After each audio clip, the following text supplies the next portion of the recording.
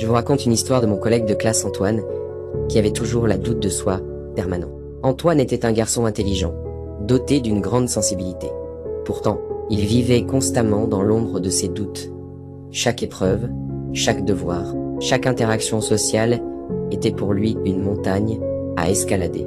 Il avait l'impression que les autres étaient plus intelligents, plus drôles, plus populaires que lui. En classe, il était souvent le premier à lever la main pour répondre. Mais sa voix tremblait et ses joues rougissaient. Il avait peur de se tromper, de paraître ridicule aux yeux de ses camarades. Même lorsqu'il obtenait de bonnes notes, il les attribuait plus à la chance qu'à son propre mérite. Ses amis le trouvaient gentil et à l'écoute, mais il avait du mal à se confier à eux. Il craignait de les ennuyer avec ses problèmes ou de paraître faible. Il passait des heures à ruminer sur ses défauts, à se comparer aux autres et à se dévaloriser. Lors d'un exposé en classe, Antoine avait préparé son sujet avec soin. Mais au moment de présenter, il a été pris d'un tel trac qu'il a bafouillé et a oublié une partie de son texte. Humilié, il s'est enfui en pleurant aux toilettes. Cet événement a été un déclic pour sa professeure, Madame Durand. Elle a remarqué le mal-être d'Antoine et a décidé d'en parler avec lui.